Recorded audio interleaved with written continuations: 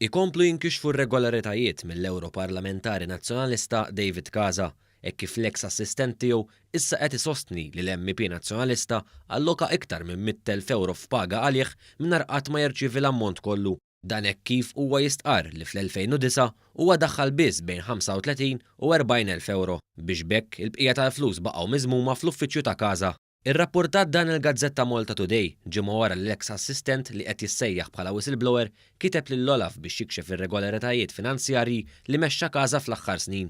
Fil-kitba tiegħu lill-Olaf, il-whistleblower żied jgħid li r-regoli ġodda tal-Istatut tal-Parlament Ewropew jallokaw 92,000 għal pagi tal-impjegati tal-MEPs, ammont ferm inqas minn dak suppost allokat għall-eks assistent ta' Casa. Madankollu, dokumenti relatati mat-taxxa jikxfu kif l-2009 il-whistleblower kien jitħallas iktar minn 100,000 euro.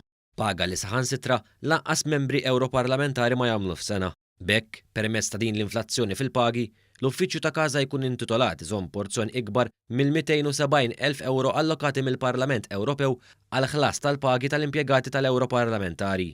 Fi stqarrija b'risposta għal dawn l-allegazzjonijiet, Casa qal l-uniku ftit verità li l-paga ta' Brussell ta' wieħed mill-impjegati bdiet tingħata bħala paga f'Malta peress li 10 snin ilu l-persuna ntbagħtet minn Brussell lejn Malta.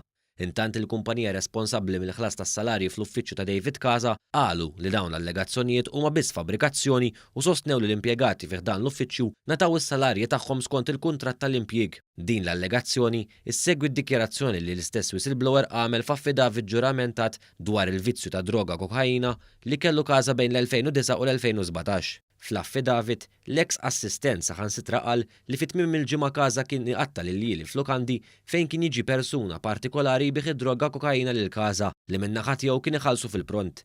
Żied jingħad li f'dawn is-sessjonijiet Casa kien jonfoq bejn 600 u 700 euro.